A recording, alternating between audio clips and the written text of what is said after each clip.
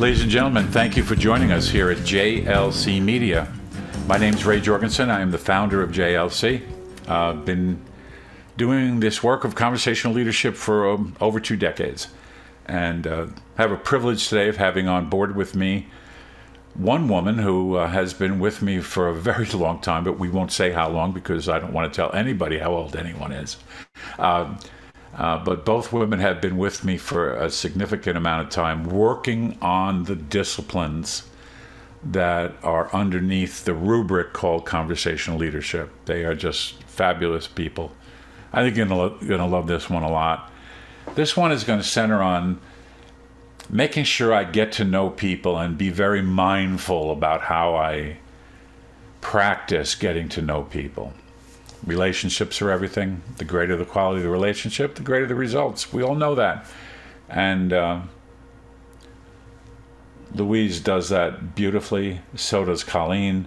So it's an opportunity for you to hear from 2 great people about how they do this work in their everyday leadership conversations.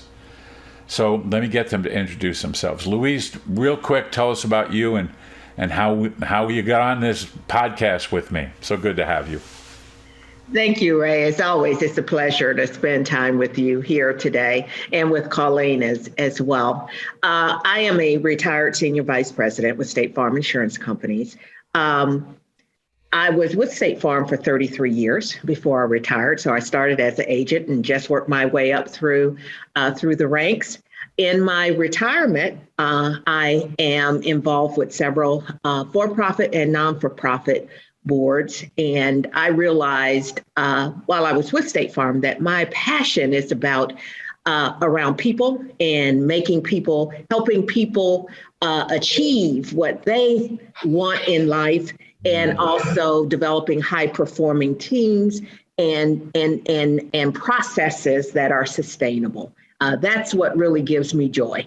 And I'm continuing to do that in retirement with a lot of boards.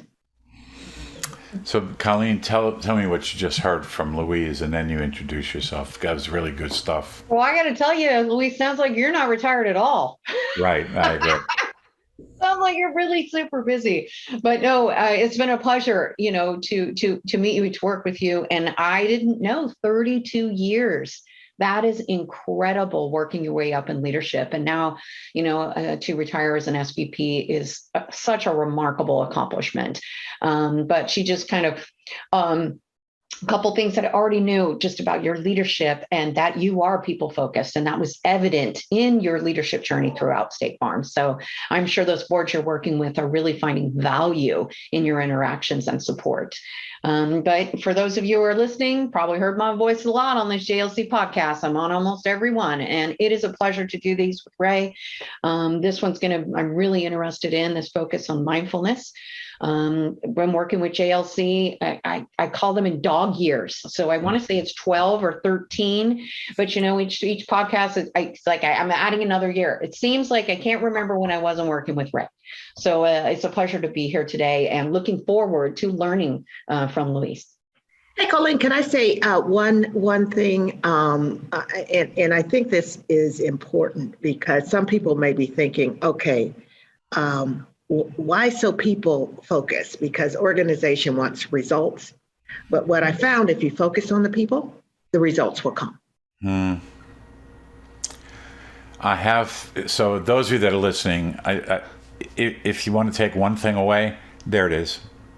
There it is. Leadership is a people business. And I had a friend, and I'd love you to react to this, Louise and Colleen. She was a senior leader in the United States Navy, Medical Corps. And she said, mission first, people always. I thought that was such a powerful statement, that's our deal, is working with people. What are you guys thinking? Come on now, Ray. I don't need any of that soft stuff. What it reminds me of is how many times we've heard that. And I think, unfortunately, perhaps in the past, it's always been focused on the data and the numbers and the results. And I love what Louise laid on the table is you focus on the people and the results will come. That's beautiful. There's a part there too that I had a State Farm leader just recently say to a group of sales leaders, "You are not a spreadsheet. You are way more than a spreadsheet. And if we miss that, we miss the mark of leading you." It's someone who loves Louise Perrin, by the way, and has always admired her practice.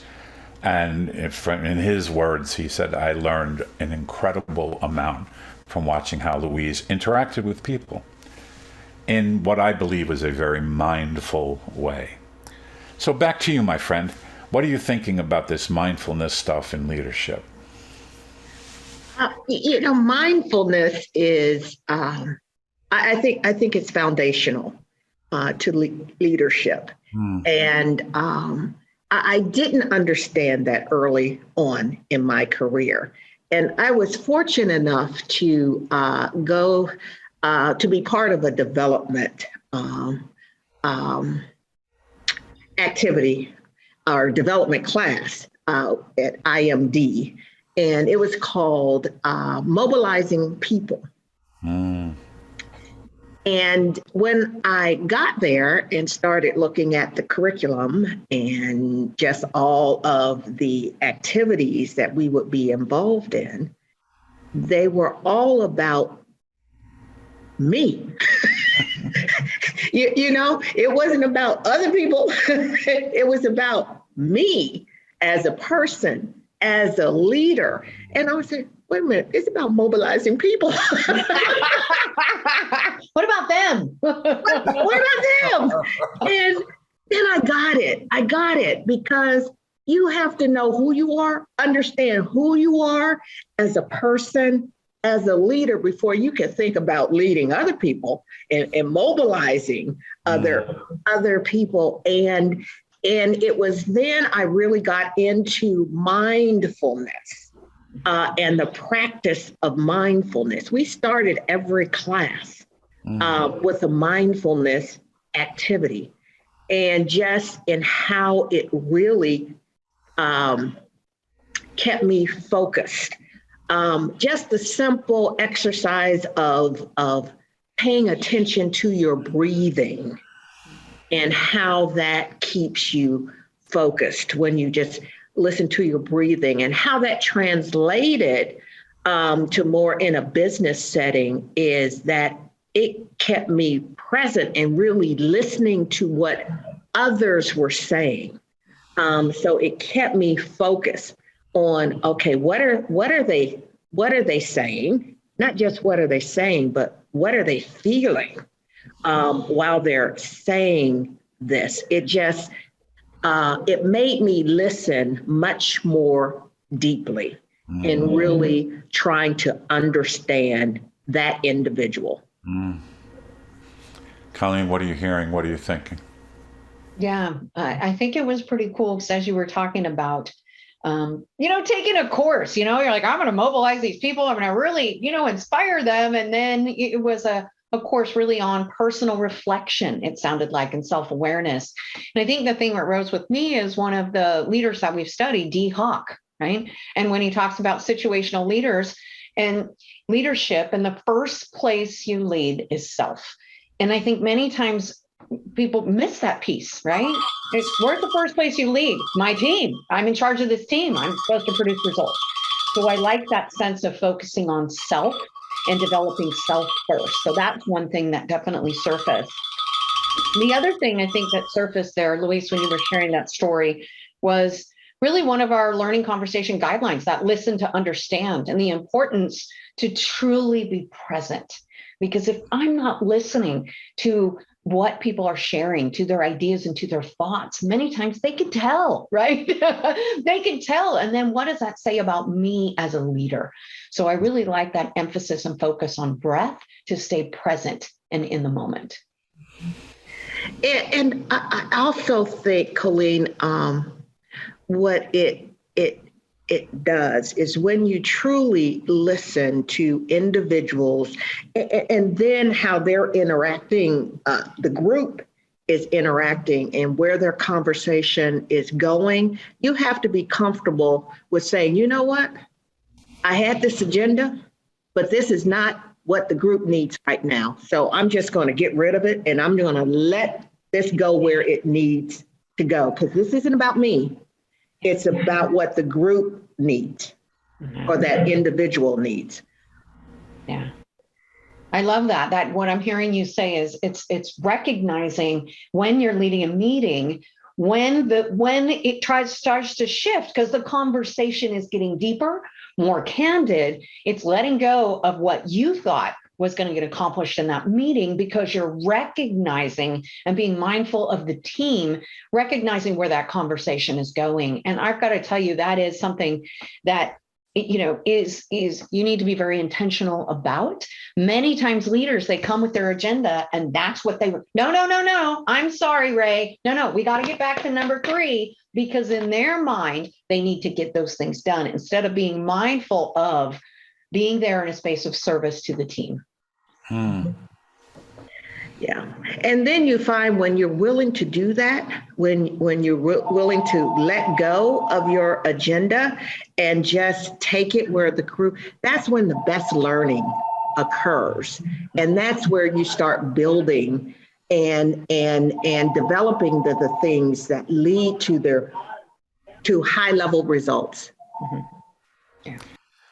So Louise was doing something one time. I didn't know she was going to do this to me, but she did, which I loved about her. Everything was very spontaneous. And she said, Ray, would you check us in today using a mindfulness activity? So I'll give you a little larger context, and I'll let Louise respond to what how the group reacted to it, because I really think she just was elegant and beautiful in this piece. So they were about to work with a state that they were struggling with to make a big course of action to increase the participation of people in that state in the products that State Farm sells. And Louise said, Ray, we need a little mindfulness thing. So I had them tell a story, one person at a time. And it started like this. I said, once upon a time, Louise Perrin became the senior vice president for this particular region. And then each person gave me one sentence. And you should have seen the way the room focused on whoever was talking. There was no way I could leave, because you didn't know who was going to go next or what they might say. And then it would be my turn to talk. And then it was, in the sense of breathing, taking a breath, it allowed that room to collectively breathe into the space about what they had created so far. And then the second part I did, and now, what are we looking forward to? Louise, do you remember that? That was very, very powerful. Talk to us about how that landed on you as a leader.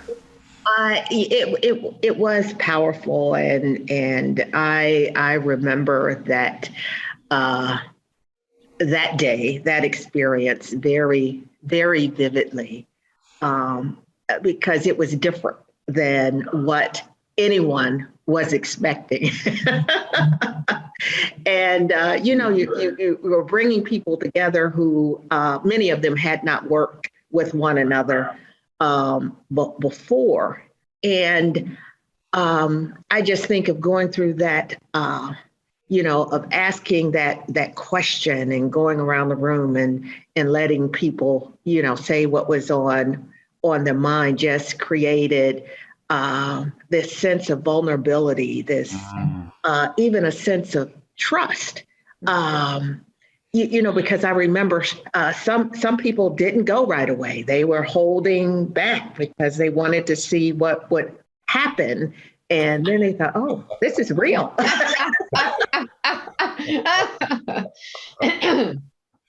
Real, and I have a role to play. Yes. Beautiful, beautiful. Colleen, how does that land on you? I think I shared that story with you once before. Yeah, you have. And I think that it's a great example of some creative tension, right? It's something like that helps create a focus, because just like Louise said, you're not sure who's going to go next and who's going to say what. And so that sense of leaning in and being so present, because you're curious to see who's going to say, what is that next person going to say, and how might this story end up and turn out? So I really like that as a great example of a creative way to really develop trust within a team. Many times, some of our clients go, I don't have time for that, Ray. I'm too busy. I got to get through my agenda. I can't build I don't have mindfulness time. My goodness. And I think that is such a great practical example of just taking 2 minutes, before you dive into your regular agenda to really be intentional about developing a space of mindfulness and enhancing those relationships amongst the team. Yeah, it's Ray, I don't know if you recall this specific. I am getting old. I may not. Situation. But and again, my focus is on people and helping others, achieve their dreams and their aspirations. Mm-hmm. And so we brought in a group of agents who either used to perform at a higher level or could perform at higher levels. And what was interesting is it was a group that pretty much had been ignored. And we brought them in and knowing that there probably wasn't a lot of trust. We had to develop that trust. There was even, I feel, some anger in many of them. And just through a series of honest questions and creating this caring environment, we got everyone in that room to open up to the point where some of them started crying. Right. And really admitting that they were embarrassed that they are where they are and want to do better. And we got down to the whys and how we could support them and helping them achieve what they wanted out of their careers. It was just an amazing experience. And we took those learnings, shared them with our sales leaders, and how you can't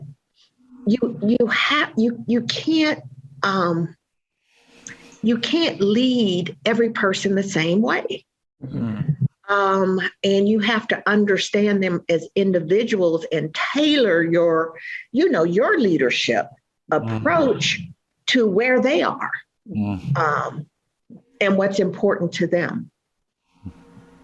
I don't know if you remember that, Ray. That's one that you can't forget. One of the gentlemen in the room, he said it to the room. He said, I loved State Farm until I felt like they ignored me. And they ignored me over and over. And I still want to love them. I don't know how to do that. And he actually turned to Louise and said, I want to do it again. I want to return to those feelings. Louise, that was just, what are you hearing, Colleen? This is just, that experience was stunning. And they used to have names for these agents. I don't remember, but they were not nice names, right? And none of them that were in that room wanted to sustain that the distance that they felt they had from Louise and from the company. What are you hearing and learning here, Colleen? I think that's a great example of demonstrating what does it look like to be mutually invested in someone's success, right? Louise didn't just send them a memo or ignore them or stand in judgment of their performance. She created an experience to learn, right? To suspend certainty of what might be the root cause of these issues, but to bring people together to give them a space where they could discuss it, where she could perhaps learn from their perspective and find a way to support them. And in the example of this gentleman, to support him as he tried to find his way back to those feelings, those positive feelings that he had about State Farm. So I think that's huge. And the other big piece I'm hearing is, meet people where they are.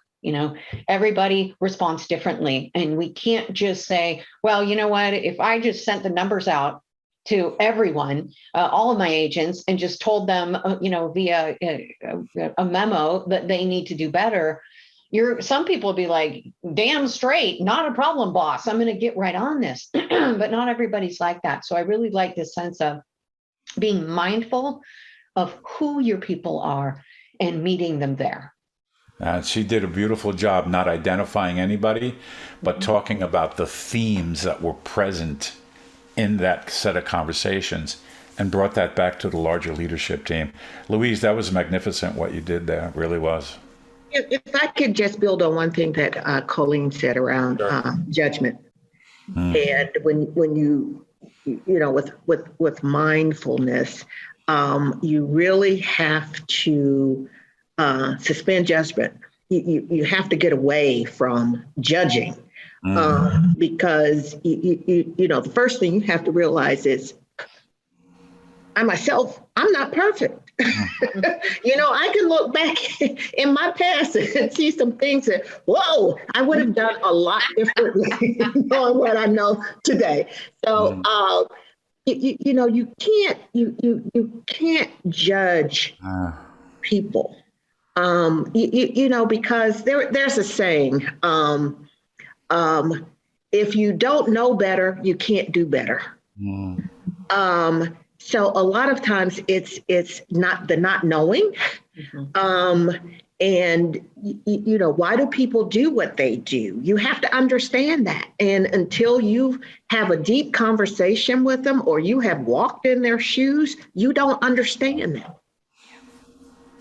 So, Louise, there's a distinction here that you just brought up again. I drew this picture for your team many times, that there is a learner path and a judger path.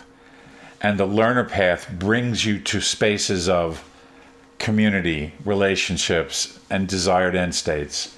The judger path just drops you right down into the pit of misery. And we can't get out of it. It's like I'm stuck there.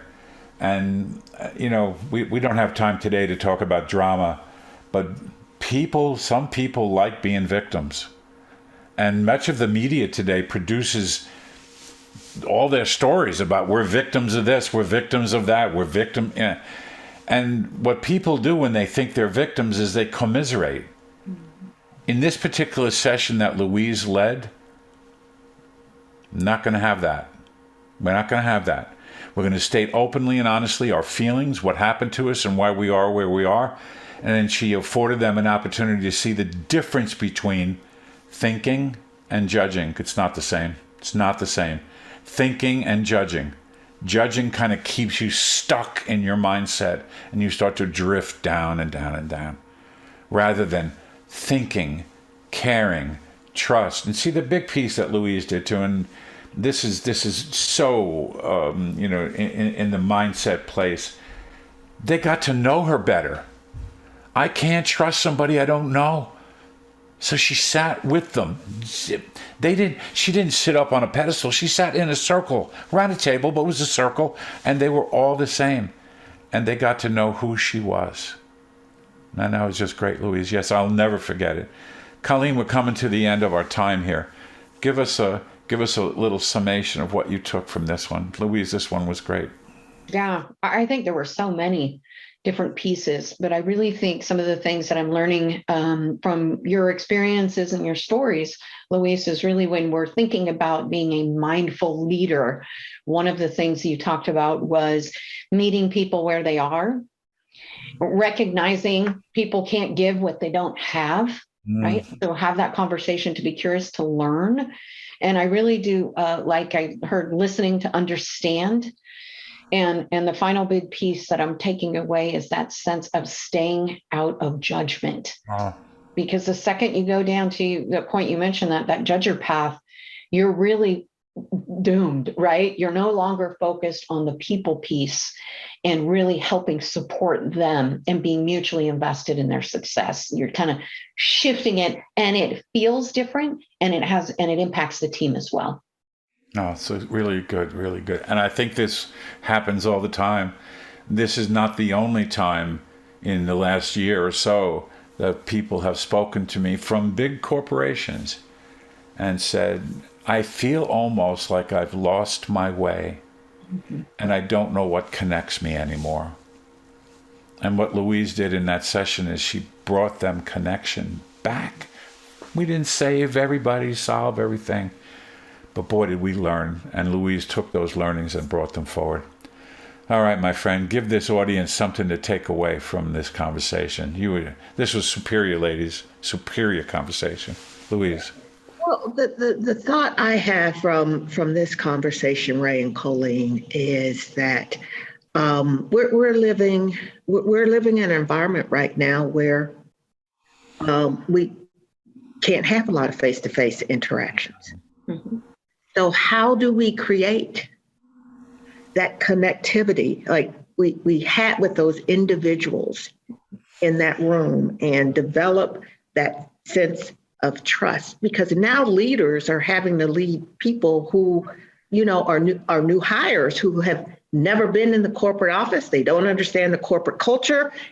So how do you develop this sense of connectivity, this learning environment, this sense of trust of where we're all mutually invested in one another's success? I think there are ways you can do that, but you have to be very intentional and have some specific strategies around how do you build that environment of trust, of learning virtually. There is a way to create connection and intimacy. And to Louise's point, you've got to know what those ways are. If you aren't practicing those ways, these meetings will tend to be even more deadly than the in-face ones. So please listen to Louise and Colleen today. And if you'd like to visit with us about how to do that, we right now have I think it's hundreds and hundreds of people in the last 2 years through COVID that have chosen to stay the course with us and have learned how to create a virtual presence that is caring, a virtual presence that allows people to find out how are you really doing. Ladies and gentlemen, even today, I set the stage with a CPO. Those of you that follow us, you know what that is. They reacted to it, closed the loop, very important. We put some content on the table. And at the end of this conversation, both these women who are just superior leaders have given us a chance to say, this is what resonated with me, and this is something I'd like to let you know. That is, believe it or not, what a great meeting could look like. Call us, please. GoJLC.com. We will offer you an absolutely free discovery conversation with any of the JLC team. And I'm sure Louise would be happy to talk with anybody who wanted to hear from her too. This is a collaborative environment, and I'm unconditionally love these two women. Absolutely. And I'm going to end with, if I can get it right, a little Mother Teresa quote. Because Louise and Colleen made this point multiple times. Mother Teresa was one of my people I think about in the context of caring and leading people. And she said, the most unequal thing is the equal treatment of unequals. The most unequal thing is the equal treatment of unequals. We're all different. We all need different supports, and we all need different leadership responses. Thank you for being with us today. This is JLC Media. My name's Ray. Thanks for showing up and giving us some of your time today. Take care. Sincerest thanks for listening to this episode of the Everyday Leadership Conversations podcast.